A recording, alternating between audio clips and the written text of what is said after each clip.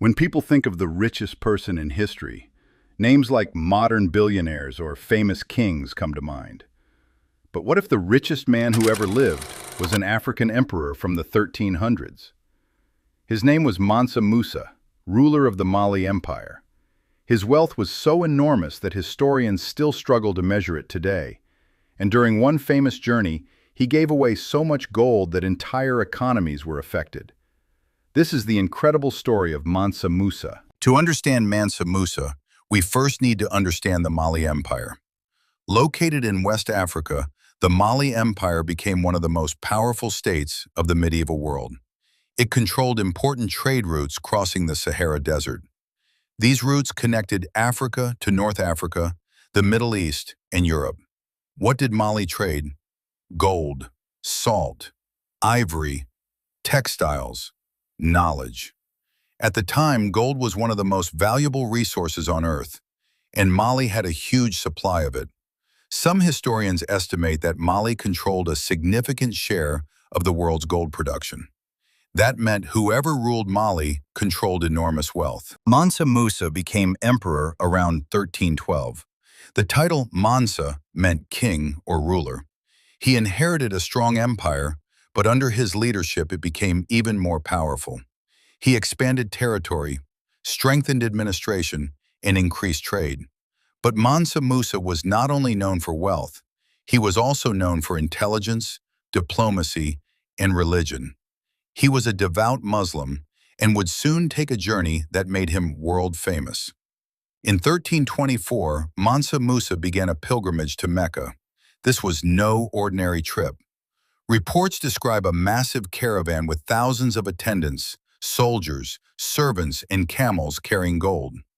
Imagine the scale, a royal procession crossing the Sahara Desert for months.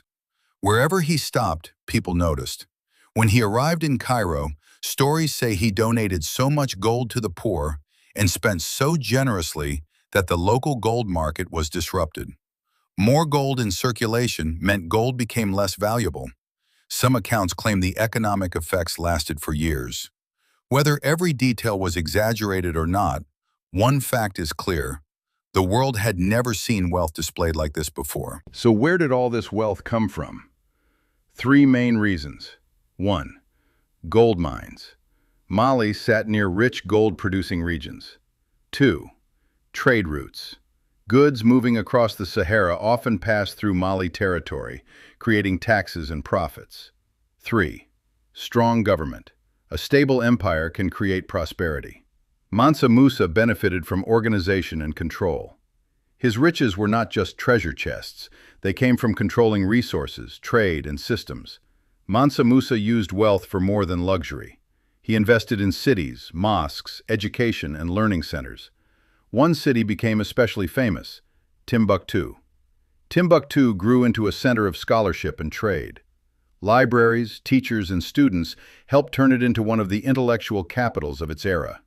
Mansa Musa also commissioned architecture and encouraged culture across the empire. Can we compare a medieval emperor to modern billionaires? Not perfectly. Today, wealth is measured in companies, stocks, and currencies. Back then, wealth often meant land, gold, taxes, and resources. But many historians agree on one point. Adjusted for influence and resource control, Mansa Musa is often considered among the richest people in human history. Yet despite this incredible story, many people outside Africa have never heard of him. Mansa Musa reminds us that history is much bigger than the stories most people are taught. Empires rose in Africa, wealth flowed through Africa, knowledge grew in Africa, and one emperor became a legend. If you enjoyed this video, subscribe for more forgotten history.